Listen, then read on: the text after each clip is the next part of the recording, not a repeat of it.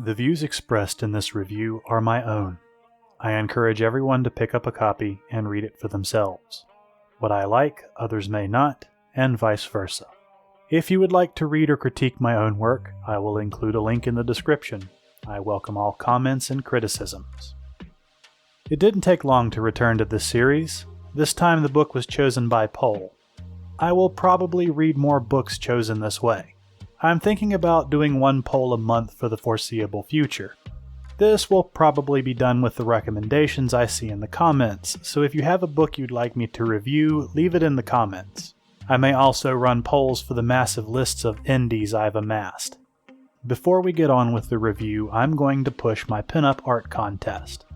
The contest is going on until the 25th, with winners being announced on the 30th. To enter, just do what artists on the internet already do. Draw a pinup. It can be of any character, original, from a game, movie, or book that you want. Tag me on Twitter or Minds in the post and include the hashtag BGPinup to complete the entry. 3 winners will be given commissions for the promotional art for my next book releasing in February. The commissions will be $200 with half up front and half at time of delivery. See the video in the description for full rules. I can't put it off any longer, let's get into Iron Flame. Full disclosure, I stopped reading this book at 95% because I honestly couldn't take it anymore. To add to the disclosure, I hate this book. I thought Nightbane would be my most hated book of this year, but this one may beat it. I'll give it a week to process. We'll go into my reasons for hating it later, but first let's go over the story, or at least what I could bear to pick up. I won't apologize for spoilers, this is the second book in the series. I suffered through this, and I intend to spread that suffering around. At the end of the first book, we find out Violet's brother, who we thought was killed in the last rebellion, is alive. He reveals himself to his sister and also tells her he's part of the rebellion. Because there's no better secret keeper than your baby sister who's crushing on one of your high-ranking rebels. Crushes or no, we soon find Violet in the rebels' war council. It turns out the Venom, the magic-sucking abomination who birth man-eating horrors, are waging war on everyone. Conveniently, Violet's home country has erased all mentions of these horrendous things from all their literature and made them a national secret, for reasons. This may be due to the fact that their wards keep them out, but now the Venom are terrorizing all the surrounding countries and eating all the magic as their wyverns eat all the citizens. I'm going to stop here for a moment. I understand the censorious state is a theme a lot of authors like to exploit. It's a method of revelation. But hideous genocidal monsters with man-eating abominations are not something any state would censor. This is the ultimate catalyst for a power grab. The citizenry would be willing to give up so much to be protected from these things. Not to mention the state couldn't hide them. If they tried, the truth would come out and they would lose a massive amount of influence. They would have no incentive to hide this information. But, moving on from my tangent. It turns out the revolutionaries have a ward stone. The things that make the wards that protect Violet's home countries. Not the same wards that the writers have been casting throughout the whole book. Shut up, they're completely different. The problem is the rebels can't get it to work. They're also using students to steal the weapons they need to kill the Venom from Bezgayath, the war college Violet and her crush attend. They're trying to build a forge to make their own, but having the backing of the outside nations just isn't all it's cracked up to be, and there are complications. We get through some other pointless squabbling mixed with some unneeded fawning over Violet, and it's time to go back to Dragon Murder Military College, home of the Fighting Psychos. We return to a fairly uneventful graduation, everyone gets bumped up a year to almost no fanfare, and Darna, Violet's second dragon, is growing like a weed. It's so fast she has to return to her home and enter a dreamless sleep so she can finish growing. Zayden leaves for his new assignment, and we meet the psychopathic new vice commander, or commandant, who is the head of the school. Or one of the heads, I'm not really sure. His mission in life seems to be to catch Violet with some kind of contraband, because his favorite thing to do is dump out her school bag. This behavior is completely warranted because she's dating the son of the old rebel lord, and she is actually helping them smuggle weapons. But he's evil because he doesn't bend to the main character's will, guys! He'd search her room too, but Xaden put up a ward on her door so only Violet and people she's touching at the time can enter.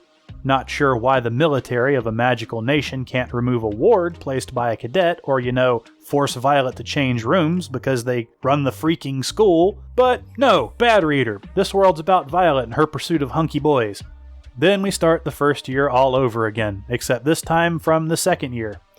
We get to watch all the prospective first years die the same way as they did in the first book.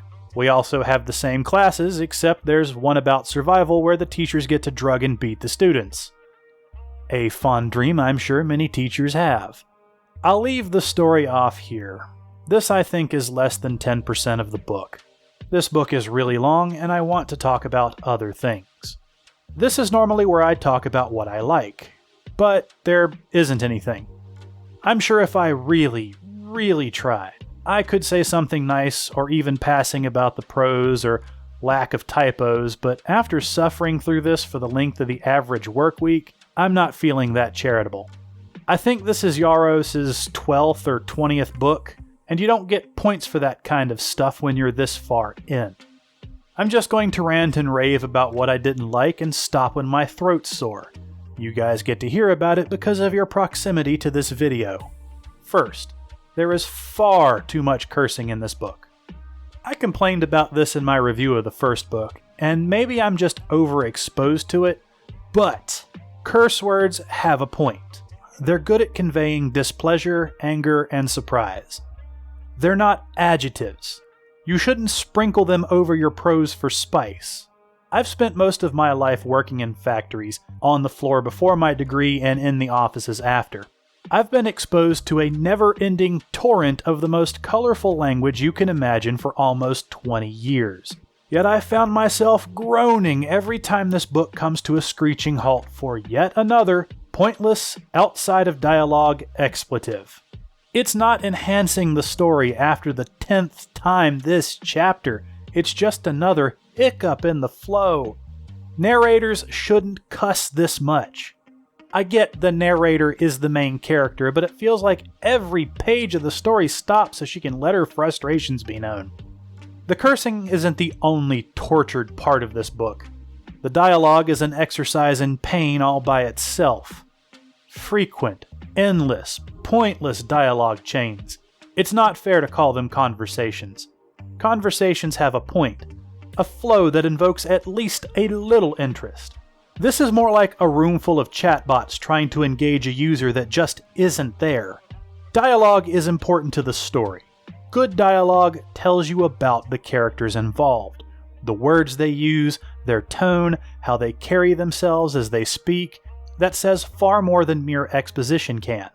The conversations in this book are like eating a bowl of dry, unsalted pasta that never empties, both filling and pointless.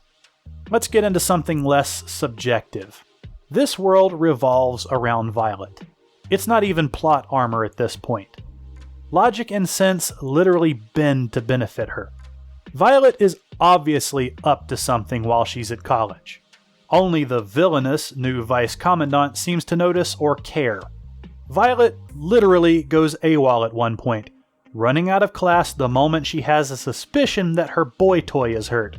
Even with the staff trying to call her back, she flies off to his post to check on him. When she comes back and is supposed to face court-martial, the whole staff, with the exception of the vice commandant, just throw up their hands and say, protagonists be protagonists, and drop the charges of desertion. Obviously, learning nothing from her past high crimes, Violet gets a bunch of students together to break into the royal library, a place completely forbidden to everyone save the royal family and the people they allow in. She then proceeds to steal books about a topic she knows will get her executed if she's caught. She gets caught and interrogated because she literally stole state secrets. Then Xaden comes 5 days later, murders half the staff, and helps Violet literally murder the vice commandant by holding him down and handing her the knife. Then when she's too weak to push in the knife herself, he pushes it in for her. You would think attacking a military installation, committing literal treason, and aiding a rebellion would cause the military to finally come down on Violet and her shadowy boyfriend. Nope. What's that? Violet Sorengale was held to account. Time to allow for mass defections of our school and soldiers with no consequence. Weren't we fighting a war? Who cares? The main character was hurt. Sure, our soldiers and military assets are fleeing to our enemies, but I'm sure it will be fine. This isn't the child of the corrupt military dictator getting whatever she wants trope. The leadership of military dictatorships do not allow a single defection, let alone what sounded like half of the army. They don't allow cadets to kill their commanding officers. Oh, but Violet's the general's kid. Her mom's a bigwig. Of course she gets special treatment. Then why would she allow the head of a school that would persecute her daughter? If Violet wants to change things, she has access to the literal levers of power. I understand the spoiled general's kid usually gets what they want. But when you're a tremendous military asset yourself, with access to the highest positions in the land, you don't do this stuff. But let's move on to another example of the world bending to benefit Violet. Jack Barlow was the chaotic murderer who wanted nothing more than to watch Violet die in the first book. A feeling I'm familiar with. Sadly, he is unsuccessful in his quest, and Violet kills him when she discovers her power to summon lightning. Then he basically gets resurrected and reappears in class one day. Don't let that faint hope that Violet will get what's coming to her get too far. Jack's now a changed man, and at one point saves Violet's life. Sadly, another convert to the religion of Sorengale. But there's no build-up to it either. It's just, I'm alive, and now I want to help the person I wanted to kill before, who attempted to kill me. Maybe, just maybe, you thought the stupid stopped there. Maybe there's still some basic logic left in the people of this world. Maybe they're all just on Violet's side. Let me disabuse you of this notion. After committing theft and treason, Violet is finally facing the consequences of her actions. She has done something so bad they can justify literal torture to get information out of her. After the most boring torture session I've ever read, and a plot-convenient rescue, Violet is saved by emo shadow control boyfriend. Now they need to hide. It has to be somewhere the army we just attacked would never think to look. They go to her boyfriend's house, the literal headquarters of the last rebellion. Is Xaden a cartoon villain? Why, of all places, do you go to the very first place they're going to look? Inbreeding in the local asbestos-lined uranium mines must be a tradition in this world. That or baby shower keggers. It's the only explanation I can think of for the amount of stupid I'm seeing here. It's okay. The students just defected to the enemy, taking military hardware, national secrets, and military leaders. It's not like they can use these assets to screw with something they don't understand and jeopardize national security. What's that? That's exactly what they did? Well, who could have seen that coming? With our own rich history of military dictatorships, you would think more people would have a better understanding of how they work. Maybe it will make more sense if we look at other characters. Well, sadly, that's a sticking point. The book has no shortage of named characters, but they're all pretty much unneeded. Outside of a handful, most could have been nameless red shirts. They all talk the same and act the same and feel like they come and go with the wind. Are they at least consistent? Are they in the scenes they need to be? I have no idea. I wasn't kidding when I said they felt the same. The book didn't make me care about any of them. They're chaff, uninteresting detritus. Their entire purpose is to either die and make Violet sad for a few seconds, or they're an excuse for Violet to get herself hurt saving them. I've got pages and pages of notes on this book, and even as I go through them to write this review, the whole story feels like a haze of fantasy Valley Girl chatter. I use the phrase word brick to describe stories that are more exposition than entertainment. The term dialogue brick doesn't have the same punch, so I'm just going to call this an honorary word brick. I'm sure there's supposed to be world building in this swamp of snarky and threatening dialogue, or in the snippets at the start of each chapter, but they feel like they're made up on the spot, almost like the author didn't care. Everything in this world exists for Violet and her ability to sleep with her broody, secretive, overpowered boyfriend. Or not to sleep with him if she's feeling particularly angsty. So let's talk about the giant pink leather-clad dragon in the room, the romance. Well, it's awful. Convincing romance can be a challenge, and real people fail at it every day. I don't think it's fair to call what's in this book romance. It's more like what a 15-year-old would call romance. Long, pointless diatribes and property damage. There is absolutely no chemistry between Violet and Xaden. There's no charm to their pairing. It's just naked lust and some painfully long sex scenes that make you understand monasticism better. But I can't fairly judge the sex scenes in this book, because I skipped most of them. I'm going by what happened in the first book. Judging by the number of pages I skipped to get to the end of these scenes, it's a fair assumption they were awkward, overlong, and disassociated from human anatomy, just like the first book. But the biggest sin of this book is... it's boring. Every scene is far too long. Conversations and drama are stretched out too far, beaten, and then stretched further. Action scenes that feel both frantic and overstuffed. There's too much stuff crammed in the book, and it's getting in the way of the story. I want to disclose something personal to you guys. I recoil from really big books. Not because I don't like them. Most of my favorite books can't be finished in under 40 hours. My problem is, big books fall into one of two camps. The author's world and ideas were so big and complex that even streamlined and revised could still kill an Australian spider with weight alone, or the author never learned to cut, did not revise, and just crammed everything they could into the pages to meet a deadline, then handed it to a team of editors and said, "Fix it," then left. It's either a wonderful read I'll gladly miss sleep for, or a long painful slog through ankle-deep sludge. This book is definitely the last one. If you cut the book in half, it would still be too long. This is a failure not just of the author, but the publisher. I can blame the author for the tone, dull characters, and painful interactions, but I blame the publisher for how much there is. Nothing makes a big bowl of cold, greasy gruel better than a second, larger bowl. So let's get into my thoughts. I think I'm done with the rebel theme. I've seen it far too much, and it's been done to death. The establishment is evil, the rebels are good, and therefore can justify anything they do. It's gotten to the point the rebels can be objectively evil and an active detriment to their world, and they're still portrayed as the good guys. An example. Every other country in the world is mad at Violet's country.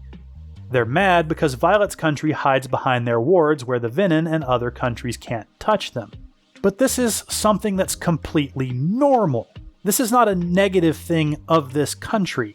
They pushed these shields as far out as they could to cover as many people as they can. They expend great resource and blood to keep them running.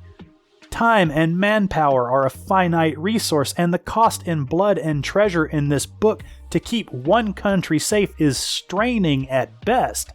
But logistics is something many fail to take note of. After reading a number of garbage books from YouTubers and TikTokers, I have to wonder what the commonality is. Not every book I've read by an influencer is garbage. But as I dig further into the technicals of writing and advice from authors of the past, I wonder if it's not an environmental problem. The extremes between the over-acceptance in schools and the harsh reality of the marketplace. The current sacred cows aren't helping.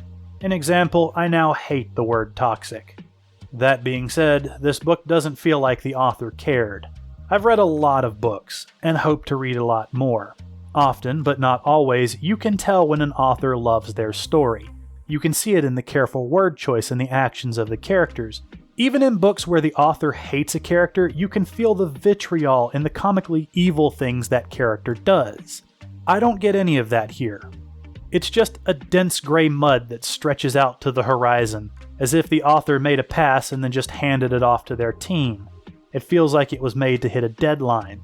There's something to be said for being prolific, but that assumes you're doing the best work you can in the time you're presented. Otherwise, you're no different than the authors who churn out 10 palette-swapped romance stories a year, consumed in a day and forgotten in a week. Good luck, everyone.